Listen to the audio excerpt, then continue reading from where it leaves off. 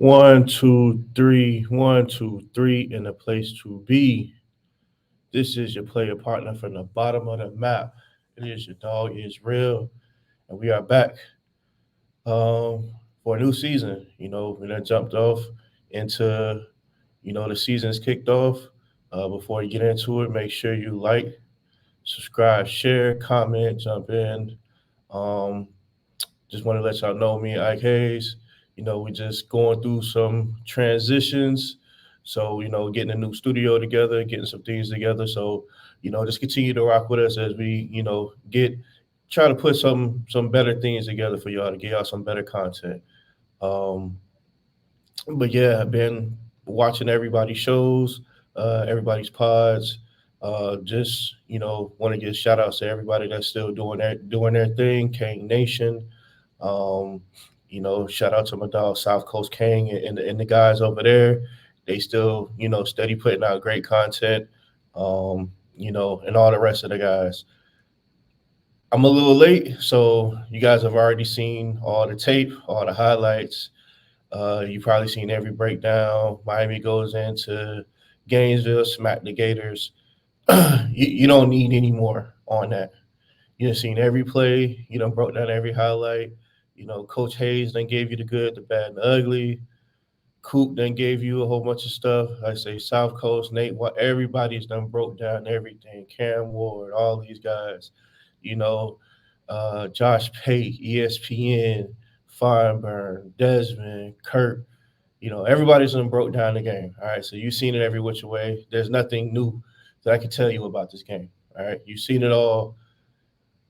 And I thought, doing this video, what could I give you that's going to be a little bit different um, in the way that we do it? So it's a couple of takeaways. First, this is an A+ game for us. The media shining a bright light on us. Cam Ward brought a lot of attention, and we went to Gainesville and we did what we needed to do. I want to give a shout out to the coaching staff. Them boys were prepared and they was ready to go from the jump. One thing I would like to give a shout out to is all the transfers who came in. All the transfers that came in did their thing. Uh, Tyler Barron came in and did his thing. Um, Barrow from Michigan State came in and did his thing. Sam Brown from Houston, he had a couple plays where I feel like he can do a little bit more, but he did his thing. Damian Martinez, the running game wasn't incredible, but he did his thing. We had to replace Cam Kitchens. We had to replace James Williams. We had to replace Jaden Davis. Um, and the replacements, the transfers that came in, they did their thing. Deani Hill did his thing. Who else? Jalen Alderman did his thing. Um, Powell did his thing. Elijah Austin did his thing. So shout out to the recruits, the transfers that came in. Cam Ward, he did his thing. Shout out to the recruits. So this is what you want to see. You want to see top five recruiting classes, and you want to see the transfer portal produce, and it did. Everybody that came in, Barron looked like he might be a stud for us, and we still didn't get. We still don't have Ruben Bain and Armando Blount's not on the line. Hopefully Bain gets better, but our defense is looking stout. Our defense is looking good. Uh, we still got to work on keeping quarterback contained and some of those little plays where we're out of position, but overall the defense looked really good. Same with the offense. I can't remember the center's name that came in as a transfer, played well. Our running game didn't go crazy, but in the passing game, Cam Ward had a clean pocket, and he wasn't getting hit a lot. So shout out to the offensive line. Shout out to Shannon Dawson for including the tight ends. We got four stud tight ends. Old man Cam got a tub. You started to see Arroyo out in route trees getting balls. You started to see Williams, Elijah Lofton. You start to see these guys out in a route tree, not just blocking but catching balls. So they get an A+ right now for transfers that come in, game plan, scheme, everything is on point. But I always got a caveat. Every time I got a caveat. And I brought this up with South Coast, Kane and the boys. Like, I feel like this is the same thing that happened last year. Everybody wants Miami to be back. Everybody wants Miami to be good. College football is better when Miami is good. When the turnover chain came out, college football is better. Um, when TVD had a baby Heisman campaign, football is better when Miami is good. That's why you get a lot of hype every year talking about, is the U back? Is the U back? And now with Cam Ward, people are believers. But let me give you this. Last year, going into the Texas A&M game, this reminds me 100% of last year. Texas A&M, big time program, big time recruits, but Jimbo Fisher kind of on the hot seat. He gotta put up or shut up. Um, Billy Napier on the hot seat, got recruits. He got the athletes, but you got to put up or shut up. In that game last year against Texas A&M, they had turnovers, and where in the previous years turnovers would destroy us. We wouldn't be able to come back from it, but the turnovers didn't stop us. Ended up winning 48-31. It looks like Miami is back. Now let me, and this is why I say this. Google Josh Pate reaction to Miami wins versus Texas A&M for last year. Post game reaction. Everything that everybody is saying now is the exact same thing everybody was saying last year. It looks different. It's something different about the U. Their swag is a little bit different. This is a game where they typically would have crumbled. They would have fell apart, but they came back. They're showing something different. It's a different era down there now. It's something different about Mario. It's something different about this team. TVD had 5 touchdowns that game. Our running game didn't do nothing, barely anything. But TVD 5 touchdowns, no picks. This is their quarterback. This is the Heisman quarterback. This is the freshman, the ACC freshman of the year guy. This is what everybody was saying last year. The exact same thing. Something different. Everything everybody's saying now is something different about Miami. The swag is different. Uh, the recruiting class, the quarterback. This is everything they were saying last year. Everything. I'm like almost to the T, because everybody wants Miami to be back. Still no ACC, conference title. We still haven't had a season where we haven't lost less than 3 games. Everything's been 3 games or more, and everybody wants the U to be back.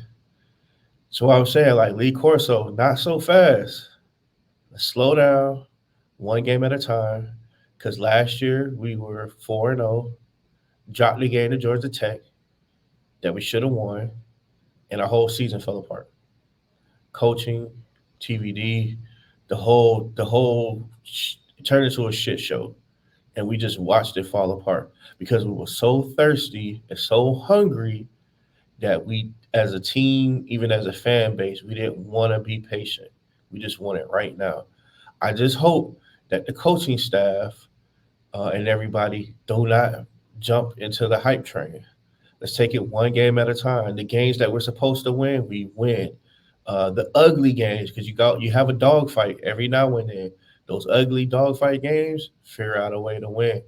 We beat a bad Florida team with bad coaching, where the coach is on a hot seat.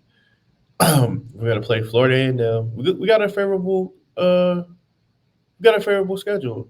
We're gonna have a couple of them games, like we played Miami of Ohio, where we just don't look, because we're gonna go up against a coach who's gonna scheme and game plan for everything that we do.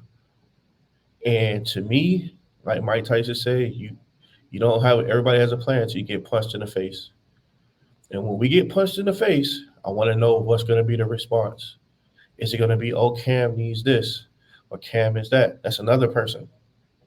Last year, you look at the first 4 games, Cam Ward, Washington State, Heisman campaign. He was in the Heisman race. putting up him, Shador, I think Penix, Bo Nix, all the quarterbacks. Um, Jaden Daniels, I know he came on towards the end, but look at those first four games last year. Cam Ward was tearing it up at Washington State, and then the bottom fell out. They started like 4-0, and I think they ended up going like 5-7, and won like one game after that. Look at his numbers from the first four games, and then look to his numbers for the rest of the season. Still put up good numbers, but not winning numbers. Not winning numbers. So I'm just saying, not so fast. Let's take it. Let's take it one game at a time. We're gonna praise the team when they do well. I'm gonna give props when the props is due, and they're due now. But let's take it slow. Let's take it slow. Let's not get into the hype train. Let's not get caught up in the ranking. Let's not get caught up in everybody putting us in the playoffs and the ACC championship game already. We got a game against FAMU coming up next week, which is always a tug on the heart because we love FAMU, but they're gonna. I want to see everybody play clean football from the start. Like I say, the schedule is favorable for us, but we don't need to have any slips. I want the coaching staff need to make sure the boys is ready to go every game. No mental lapses, no mental mistakes. Don't get sucked into the hype because once we get sucked into the hype, it happens time and time again. It's happened with Brad Kaya. It's happened with Malik Rozier going, beating Notre Dame on national television, beating the brakes off of Notre Dame, and saying there's the U back, and we got Mark Rick, and he has championship pedigree, and da da da. And we know how those seasons ended. Um, Even with TVD, we know how those seasons ended. Um, Another person name I know you're gonna say is not the same, but when De'Aaron King came, another quarterback from Houston that played in a wide open offense that put up great numbers, that's supposed to come in and take the program over the top, and no. And before we just go crazy saying it's different and the swag is different, the team is different, the talent, we've always been more talented than everybody. I can't see a year where Middle Tennessee State was more talented than us, where Michigan State was beating us at home, they were more talented, where Duke was beating us, they were more talented, where Rutgers or Wisconsin, when we was taking beat downs from them constantly, was more talented. We've always been more talented. So don't give me the talent spill. Don't give me the it's different spill. Let's take it a game at a time. And let's come back to this.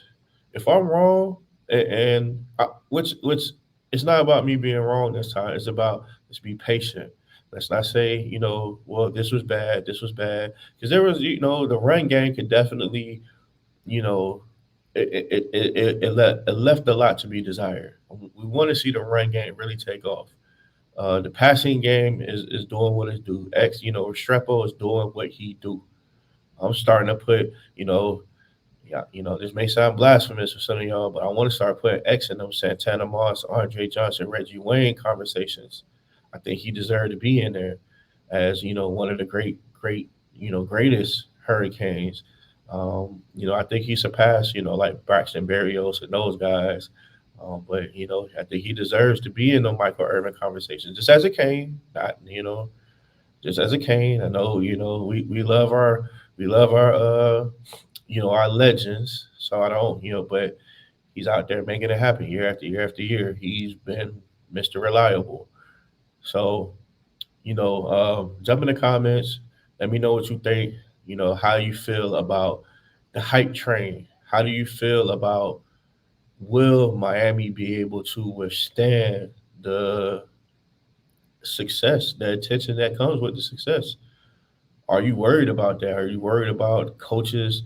Did you even consider Billy Napier as being somebody who's like the writing is on the wall for him? He's out the door. He better play DJ Lagway the whole rest of the time and just turn him loose. I fall on my sword with Lagway. But same thing with Jimbo. It's like the writing was on the wall with him. They got the talent, but the coaching's not there. It's like the team and the coaching and the university is going different directions. Um, what team do you think when we play is going to be a true test? Was going to the swamp a true test for you? Playing in front of damn near 100,000. The swamp is supposed to be a crazy atmosphere, but from the way they were talking, the players talking after the game, it wasn't that crazy. So, yeah, man. Happy for the team. Happy for the success. Just want them to be level headed. Almost, put their head down. Put their head down. Don't pay attention to the Clippers, ESPN, and Feinburn and Stephen A. and everybody loving you right now. Reese Davis and um, everybody's on the hype train. So let's give it a little bit. Let's be patient. Let's take our time. And when we talk our shit, let's do it at the ACC championship game. We talking our shit. Let's do it in the playoffs. Let's do it after we go undefeated. Because our schedule, we shouldn't have any losses on this schedule, realistically. Because everybody's saying 9-2, 10-2, or 9-3. I say it's a 9-3 team, but realistically, this team should go undefeated. We should run the table. But you got to play the season. You got to play the season. Stuff can happen. Cam Ward gets hurt. Is Emery ready? Is it Emery or is it Reese? The transfer. So it's a lot of stuff that goes into it. It's a lot of luck. It's a lot of things that got to happen. But I think we should be able to run the table. But it's like put your head down. I rather us fly under the radar a little bit more. After week one, we done moved up to number 12, and we get into that top 10 spot, and it happens like by clockwork. We're 5-0, 6-0, and then the rug gets pulled from under us, and next thing you know, we've lost 3 or 4 games. We've lost a couple games that we shouldn't lose, and we're fighting for 6-6, 7-5. So, like I say, shout out to everybody that's putting out, Kane Nation, everybody putting out this great content. Like I said, I know I haven't seen this much Kane content in forever. And, Cam Ward's been broken down. I mean, they broke down every play, every which way that can be broken. All right. I don't even want to talk about the game. Let's just talk about the mentality of the team, the mentality of the fan base. Let's stay patient. Let's stay humble. And even though that's not what we do, I want the swag to be up when we done ran the table. Then let's pull out the chains, let's pull out the don'ts, let's pull out everything. Let's talk our shit. Let's go, let's swag all the way out. Hit stick, bust stick, like all that. Let's go, let's take it Miami style. But we be doing that shit way too soon. I feel like it's starting to creep in a little bit. But Google what Josh Pate said last year. Google some of the stuff that was said last year about this team when we beat Texas A&M. And you'll see a lot of the same comments. It's different. It just feels different. It's something different about the team. It's something different about what's happening. And the swag is back. And is it the you back? They're kind of pushing the narrative. So like I say, go ahead and like, subscribe, share. We want to get them subscribers up so we can keep giving you the content. I'm gonna send a 1 time, 2 time for my dog Ike Hayes. Like I say, we're getting some things together so we can, come back and hit you with some great content. And until then, man, they should play a partner from the bottom of the map. I'm gone.